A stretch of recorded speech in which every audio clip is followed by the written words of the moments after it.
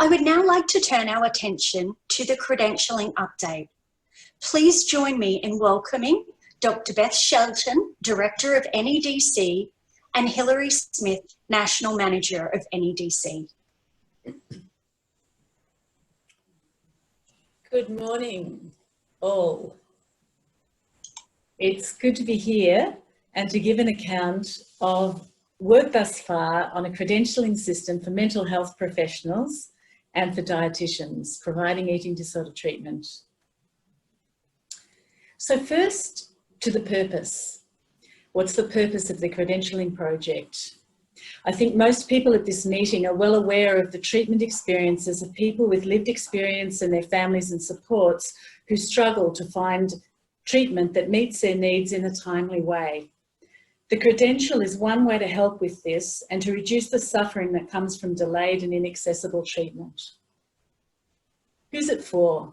It's for people seeking treatment, people with lived experience, and also for referrers, professional referrers who are seeking professionals to treat their clients.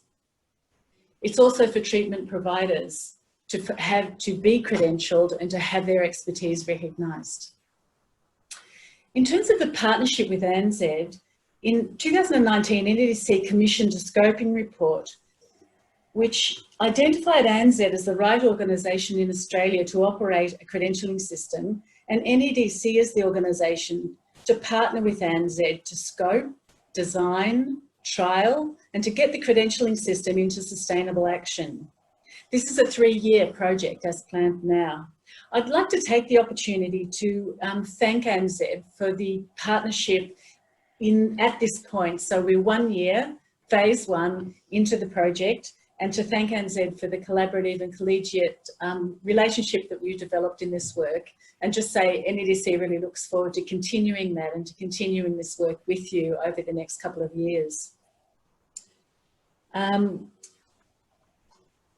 So the aims of the credentialing system: ensure mental health professionals and dietitians meet safe standards, help people seeking treatment locate the right clinicians at the right time, help professionals achieve recognition for their skills and experience, and help referrers make links to the treatment providers quickly.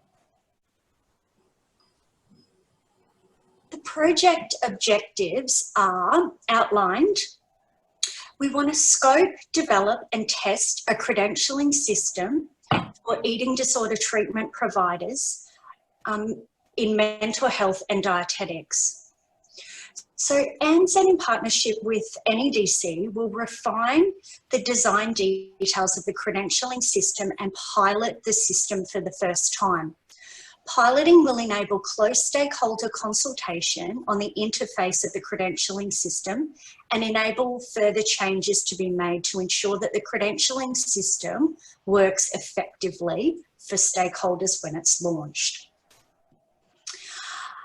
In terms of credentialing against evidence-based contemporary clinical standards and competencies, as I mentioned earlier, ANZAED have been working on the practice standards that are also going to become the basis of the credentialing criteria alongside the NEDC workforce core competencies. These will be specific and measurable content that will make up the credentialing criteria. We also want to link with training organisations and make sure that the training meets evidence-based contemporary clinical standards and competencies. So there's going to be consultation with these organisations and providers. So we've got our work cut out for us, which is going to be very exciting. We are overall aiming for an easy to use interface, and we want to ensure that it's financially viable. To tell you a bit more about it, I'm going to hand over to Hilary. Thanks, Kim, and hi everybody. Just to outline a little bit about our project approach that we've been using to date. Everything that we've done so far in credentialing has been driven by a lived experience first ethos. So in any decision that we've made in this project so far, it's always been driven by the question that of, you know, will this actually make it easier for a person who's looking for treatment to get good quality treatment? Will it increase their access? Will it increase the quality of treatment overall in the system? Our project approach has also been to be supported by the professions. So we have a number of professions such as Dietetics Association, Psychological Society, etc., around the table with us, and that's to ensure that we can meet professionals' needs in this system. So we're doing it for lived experience, but in saying that, we have to make sure that it really works for the professionals who treat those people as well. It is a multi-profession credentialing system, and in that, it's the first of its kind in Australia. So it's a really interesting project to be involved in, and we've got many people helping us make that work. There's been significant amounts of consultation and engagement all the way through the project so far, and will continue to be. So we'll tell you a little bit more about that as we go through this presentation. In terms of what we've done so far, I think the first thing that we have to acknowledge is that we have upheld a really strong partnership between NEDC and ANZAED, and that was something that I wanted to make sure didn't go unremarked upon in today's meeting. As well as that, we've scoped the views of key professional bodies and stakeholder groups, including all of the professions that are involved in the treatment of eating disorders, as well as a number of the professions that work alongside those. We've convened an expert advisory group, which includes representation from many of those professions, as well as from the eating disorder sector, both in terms of eating disorder professionals and people with lived experience and carers. We've looked at national and international credentialing systems to see what works and what doesn't work elsewhere, and to get some ideas for things that we can test and try. And we've drafted some criteria for a credential. So if you were a clinician who wanted to get credentialed and hopefully access more patients that way, or you know, otherwise contribute to the system through having your credential, what would be the things that you would need us to be able to see so that you could actually achieve that credential? We've also started looking at legal parameters for a credentialing system, which is a really important part of making sure that it all works well. What else have we done? We've commissioned a prototype platform, which you will get a sneak peek of in a couple of slides' time. The purpose of that really is for us to be able to see in a concrete way, what is it that a person will actually be interacting with when they come to interact with the credentialing system? It's not just sending a heap of paperwork into the ether, it's actually something tangible and concrete. And that prototype platform is going to inform what we go on to build when we build a full website that people can interact with the credentialing system through. We've also commissioned a communications framework, which is going to help us as we keep the sector involved in all of the work that we go forward with in developing and rolling out the credentialing system. We've written up a proposed model for the credentialing system, and that's something that we're all, you know, within NEDC and ANZAED, we've all got our eyes on right at the moment in terms of what does it need to look like and what are our next steps. And we've compiled a consultation report. I noticed a number of the names coming into the meeting today are people who I know were involved in the consultation in our focus groups. And one of the things that we committed to do in consulting so widely with the sector was to make sure that we actually reflected back to everyone who had been consulted, what are the things that we heard you say? And that document will be shortly available on our website. Now, to give you just a sneak peek of what we're talking about when we talk about this credentialing platform, it's not got any of its bells and whistles yet, it's not got any branding or pretty colours, but this gives you a little bit of an idea around what kind of site a person might come to if they come to the credentialing platform in a year's time or so. We've tried to make it really easy so that the three major audiences, or the three major groups of people who are going to be coming to the credentialing site, can find easily the signpost for where they need to go. So whether they need to apply for a credential, or whether they're trying to make a referral to a credentialed clinician, or whether they're trying to find treatment on their own behalf, there's a really easy pathway marked out for them from the start. Okay, this is where I need to go. The other thing that we heard really strongly through consultation was that people who are seeking treatment need to be able to make sense of their options. So also on that first page of the credentialing site, we've introduced a lived experience treatment guide where there's just that bit more information around, okay, so what are the pathways to treatment? We know the diversity of eating disorders. We know we can't say, okay, everyone has this exact same pathway, but we've set out information in a way that makes it easier for people to go, okay, so this is me and my experience, and these are the options, and this is what it might involve. Just to give you a really quick look, you know, for any clinicians who are considering a credential application, you'll use a form something like this in order to get all of your information to us. And we've designed that in such a way as to make it as user-friendly as we can, both for the people applying for the credential and the people assessing, so that we can turn things around quickly.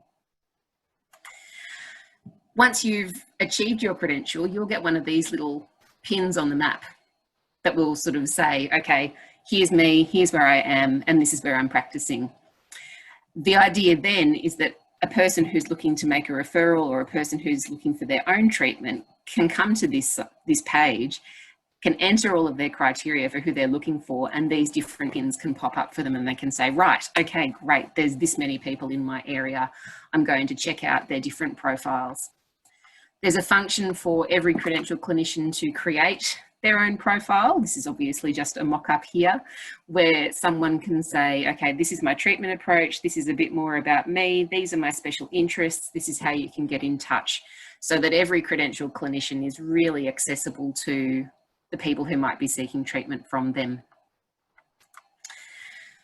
In talking about that pathways to treatment stuff that I mentioned earlier for people with lived experience, here's one example of one of the pages that we've created, which is just around helping people make sense of the system of care. You know, from starting out through early intervention, community-based options, treatment services, and supporting recovery. People need to be able to understand what all of those range of services are and the different ways that they might be able to use them at different points along their journey. Another area of treatment information that we've included is the cost of treatment, and, you know, on the full site, all of these pages would drop down with more information so that people can understand how the Medicare system might work for them, what medical and other tests might be involved, how intensive services work, the public hospital system, private healthcare system, free and low cost services, etc. So that that information is all pulled together nicely for them in one spot, because that's what we kept hearing through consultation, was that there's too many pieces of information everywhere that you have to do your own detective work around.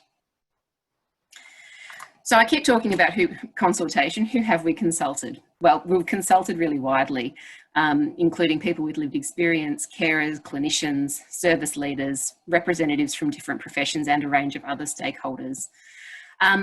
Like many people and groups, we were somewhat affected by the COVID-19 interruption to plans in the way that we delivered our consultation activities, but despite that, we were able to still conduct 20 in-depth interviews in an ethnographic style, 2 face-to-face focus groups, a public forum for over 100 people. We also rolled out a survey which had over 600 responses, including 400 from health professionals and 200 from people with lived experience. And we did 9 online focus groups where we deliberately drilled into particular sort of needs groups within the sector to make sure that we'd really heard everything that they had to say. So what's next? Well, we're moving from the development phase, where we do a lot of the thinking and nutting out, into the implementation phase, where we actually start saying, okay, this is what we think we need to do. Let's test it. Let's see how it works. Let's refine and tweak it. That includes, you know, testing and finalising our proposed criteria and assessment processes to see, you know, do these work in the real world or will they? As well as making sure that we've got financial and operational settings that are going to work in order to keep the system sustainable.